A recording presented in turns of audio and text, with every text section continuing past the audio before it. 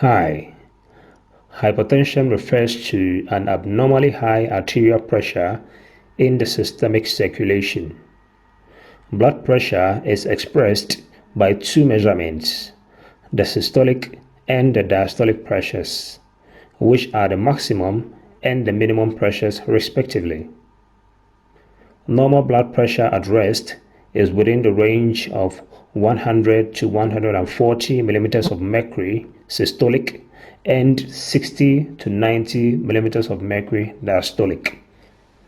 High blood pressure is present if the resting pressure is persistently equal to or above 140 over 90 millimeters of mercury for most adults.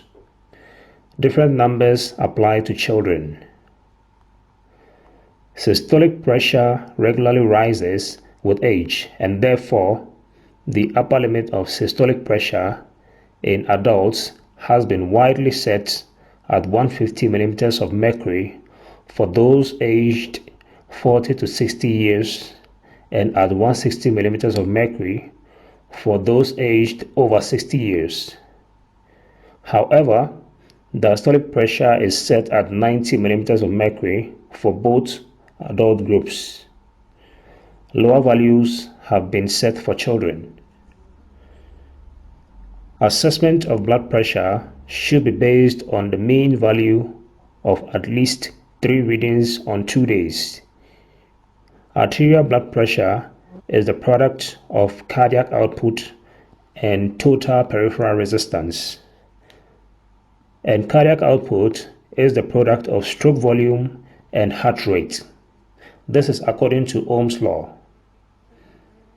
So an increase in cardiac output and total peripheral resistance causes hypertension or high blood pressure. Hyperdynamic hypertension or cardiac output hypertension occurs when the increase in systolic pressure is much greater than in diastolic pressure. In resistance hypertension, the systolic pressure and the diastolic pressure are either both increased by the same amount, or more frequently, diastolic pressure increases more than the systolic pressure does. The increase of cardiac output in hyperdynamic hypertension is due to an increase in either heart rate or extracellular volume. This leads to an increased venous return and thus an increased stroke volume, which eventually leads to an increased cardiac output. This phenomenon is called the Frank-Starling mechanism. Similarly, an increase in sympathetic activity of the central nervous system and the raised responsiveness to catecholamines, example by cortisol or thyroid hormone, can cause an increase in cardiac output. Resistance hypertension is caused by abnormally high peripheral vasoconstriction, particularly of the arterioles or some other narrowing of peripheral vessels. However, it may also be due to an increased blood viscosity as a result of increased hematocrit.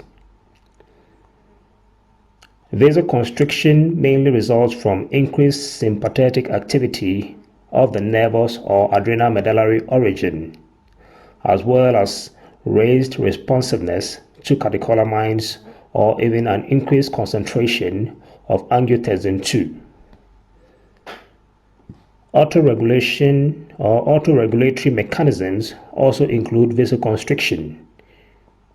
If, for example, blood pressure is increased by a rise in cardiac output, various organs, for example, the kidneys and the gastrointestinal tract, protect themselves against this high pressure. This is responsible for the frequently present vasoconstrictor component in hyperdynamic hypertension that may then be transformed into resistance hypertension. Additionally, there is hypertrophy of the vessel musculature. And finally, hypertension will cause vascular damage that will increase total peripheral resistance, which refers to fixation of the hypertension. Thanks for watching. Please like this video and subscribe to the channel. More videos coming up. See you in the next one.